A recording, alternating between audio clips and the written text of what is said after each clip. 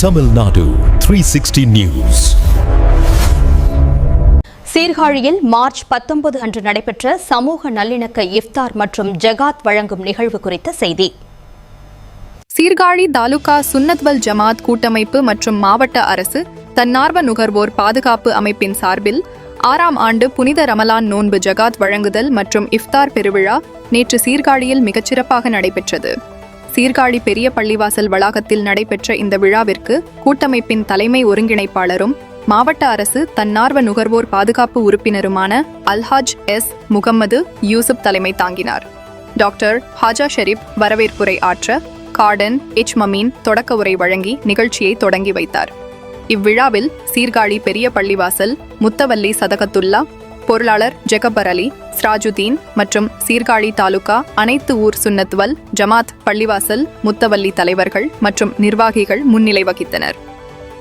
சிறப்பு விருந்தினர்களாக MAL பல் மருத்துவமனை டாக்டர் அப்துல் காதர், முகமது பாரூக், மாவட்ட இஸ்லாமிய கூட்டமைப்பின் சாதிக் மற்றும் கிறிஸ்தவ நல்லெண்ண இயக்க மாவட்ட செயலாளர் சகாயராஜ் ஆகியோர் கலந்து கொண்டு சிறப்பித்தனர்.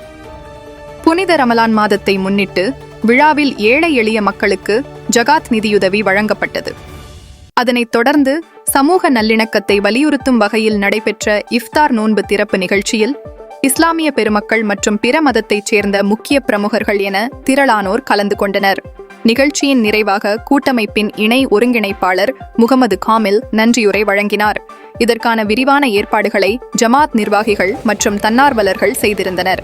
சீர்காழி தாலுகா சுன்னத்துல் ஜமாத் கூட்டமைப்பின் 6ஆம் ஆண்டு நோன்பு திறக்கும் இஃப்தார் நிகழ்ச்சியும் ஏழை குடும்பங்களுக்கு அன்பளிப்புகள் வழங்கக்கூடிய நிகழ்வுகளும் இன்று நடைபெற்றது.